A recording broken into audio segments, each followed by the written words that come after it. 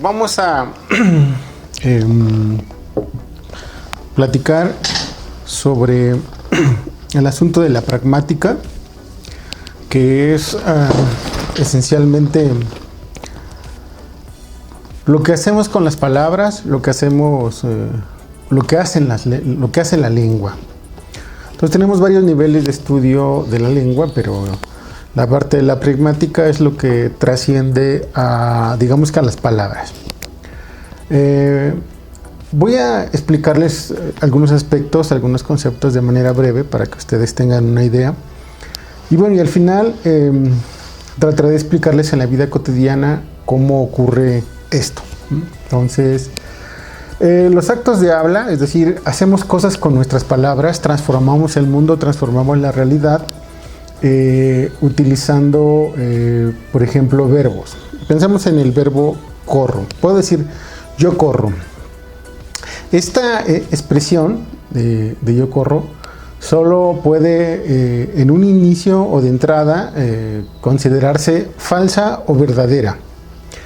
Necesitamos constatar que si estoy corriendo, si yo estoy corriendo o no estoy corriendo, o si yo corro de manera regular, entonces diré es falsa o es verdadera.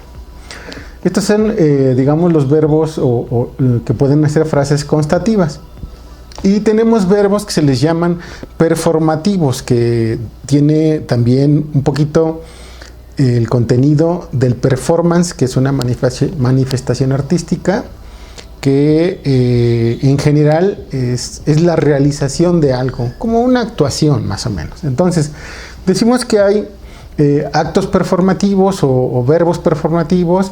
Por ejemplo, en lugar de decir yo corro, puedo decir prometo que voy a correr.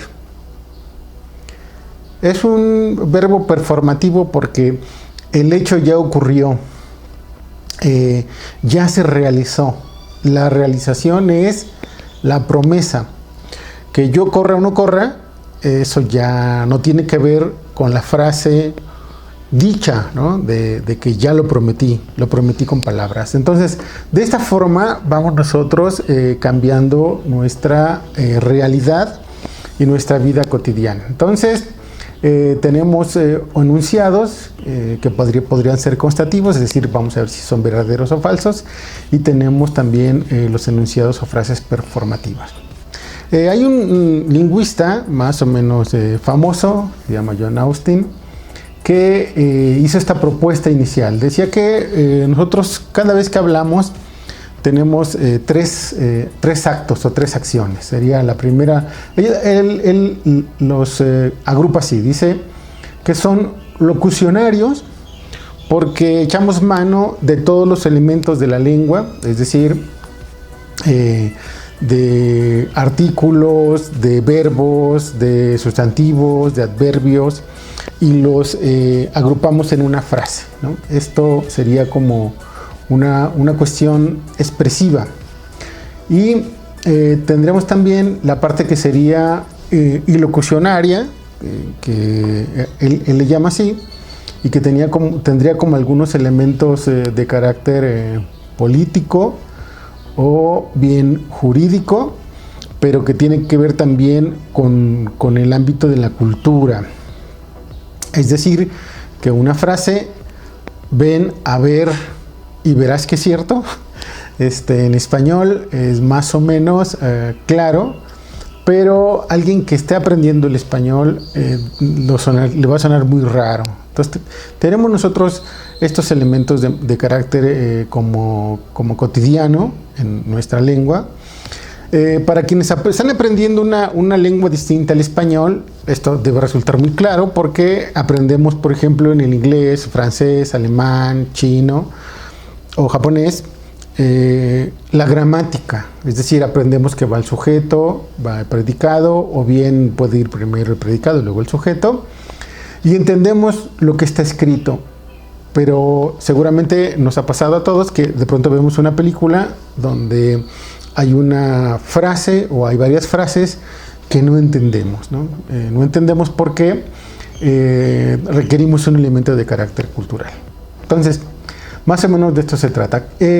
Un elemento más que dice Austin es la fuerza perlocucionaria la fuerza perlocutiva, que tiene que ver con la trascendencia de nuestras frases, de nuestros enunciados y de nuestras palabras. Todos nuestros actos lingüísticos, es decir, todas nuestras frases lingüísticas o de la lengua, tienen o un carácter político o un carácter jurídico. El carácter político tiene que ver con que tomamos digamos que un bando. Es decir, podemos estar, por ejemplo, en las discusiones recientes en América Latina, podemos estar a favor del aborto o podemos estar en contra del aborto. Si nosotros decimos estoy a favor del aborto, pero, entonces no estoy a favor del aborto. O bien estoy en contra del aborto, pero, entonces quizá no esté completamente en contra del aborto. Es una postura política y todas estas manifestaciones nos ubican en un punto de preferencia. Pero también tienen un elemento de carácter jurídico, no jurídico en términos de una legalidad o de las leyes, como los conocemos ahora, sino que tienen un elemento de carácter de compromiso. Yo me comprometo a, ¿no? Hay quienes critican un poco estas posturas porque dicen que para que haya eventos, digamos, actos de habla esenciales o sustanciales, requeriríamos, por ejemplo, cuando se va a bautizar a un niño o cuando hay una boda, quizás sean ejemplos muy claros, no cualquiera puede casar, no cualquiera puede bautizar, ¿no? Entonces tendrían que ir con un sacerdote y entonces el sacerdote tiene que decir las palabras claras, concretas, y entonces le pregunta a fulanita si quiere casarse, tiene que decir que sí, le pregunta a sutanito si quiere casarse y tiene que decir que sí. Y después hace un ritual diciendo que por el poder que le confiere o la ley o Dios, los declara marido y mujer. Y entonces, con esto cambia la realidad. Pero eso sería como un asunto muy específico y muy concreto, donde tenemos elementos rituales. Nuestra realidad cambia de manera cotidiana en hechos muy simples, digamos que poco perceptibles. Por ejemplo, si nosotros vamos a una fiesta y en esa fiesta conocemos a alguien y digamos que nos damos unos besitos, pero no hay ningún acto de habla, es decir, no le decimos, oye, ¿qué onda? ¿Vamos a andar? O etcétera, o te gustaría que nos volviéramos a encontrar. Entonces, no hay ningún compromiso, no hay ningún acuerdo y la realidad permanece intacta. Y podemos ir a otra fiesta y entonces conocer a alguien distinto y luego a otra fiesta y conocer a la anterior. Incluso podríamos vernos con una persona, la misma, en cada fiesta, en 5 fiestas, pero mientras no haya un acto de habla, mientras no haya un acto que implique cambiar nuestra realidad, no pasa nada. Pero ¿qué ocurre cuando una persona le pregunta a la otra, oye, ¿quieres andar conmigo? ¿Quieres ser mi pareja de baile? ¿Quieres ser mi pareja? ¿Quieres ser mi novio? ¿Quieres ser mi novia? Y entonces la respuesta cambiaría la realidad. Desde luego, si alguien dice, no quiero, entonces la realidad permanece igual. Pero si alguien dice, sí quiero, entonces la realidad cambia. Sí, yo estoy de acuerdo, entonces cambia. Hay un compromiso. Esos compromisos son bastante relativos, pero existen. Ahora, esta realidad puede cambiar, es decir, puede llegar a un punto en que una de las personas de la pareja diga, ya no quiero estar contigo. Ya no quiero esta relación. Y entonces el otro debería de entender que ya no quiere esa relación para que vuelvan al estado, quizás, podríamos decirle, de soltería. Generalmente esto es muy complicado, ¿no? Porque suponemos cosas, creemos cosas que no existen. Entonces, más o menos de esto se trata el asunto de los actos de habla. Y un último elemento que quiero comentar y quiero precisar con ustedes tiene que ver con que la mayoría de nosotros creemos que el mundo y la realidad es como nosotros la vemos. Y eso evidentemente no pasa. Nosotros tenemos una visión particular de la realidad y esa visión de la realidad no es general, no es universal, no son los mismos valores ni son los mismos principios. Por eso es que nosotros tendríamos que, en la medida de lo posible, no suponer lo que los demás piensan, sienten o quieren. Es decir, en un evento bastante sencillo, quizás convivimos con alguien, es nuestro compañero de cuarto, nuestra compañera de cuarto cuando somos estudiantes, nuestro roomie ahora, y entonces de pronto nos ponemos apenas de acuerdo para ir juntos y bueno, a alguien se le ocurre decir, bueno, yo quiero, voy a limpiar porque apenas llegamos y bueno, pues es un gesto amable. Y uno espera que haya reciprocidad, que el roomie en un momento determinado, no muy largo, pues limpie, pero no pasa, porque él o ella tiene otra cosa en la cabeza, tiene otra realidad, tiene otros principios, tiene otros valores, no es la misma realidad.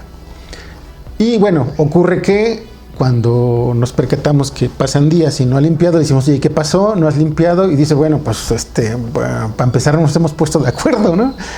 Y entonces uno llega al punto de hacer un rol de esas tareas, un rol, y en ocasiones alguien que es nuestro roomie, aunque esté de acuerdo, aunque diga sí vamos a seguir este rol, pues resulta que no ocurre, ¿no? Resulta que no se hace.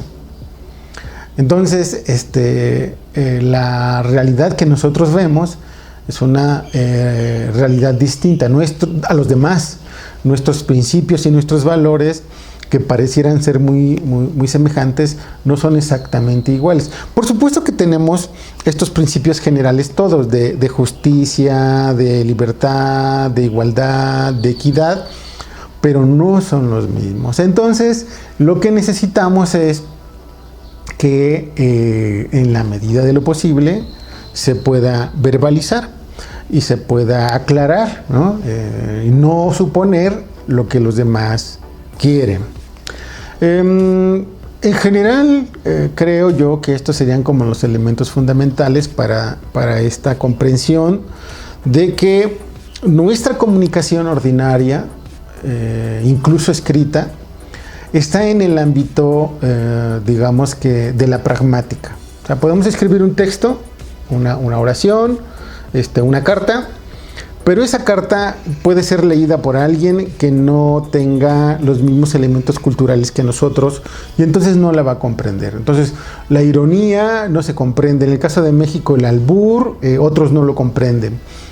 Frases muy mexicanas como te invito a una fiesta a tu casa, resultan incomprensibles para alguien externo, ¿no?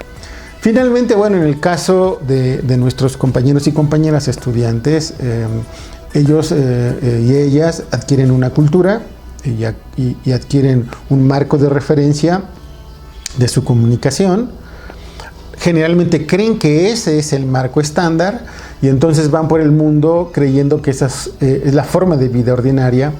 La realidad es que no. Es decir, que cada espacio educativo, en este caso la Universidad Autónoma Chapingo, la UNAM, el Politécnico, la UAM, tienen sus propios códigos de referencia, tienen sus propias palabras, ¿no? Aquí, por ejemplo, decir dobletear, decir 6-6, tienen significado y en otros lugares no significa nada, ¿no? Entonces, debemos tratar de ampliar nuestro marco cultural y reconocer que a donde vayamos, a un centro educativo distinto o a un espacio laboral, hay códigos y hay una cultura propia, ¿no? Esto sería como la ética y la comunicación que debemos adquirir, que debemos reconocer y que debemos comprender.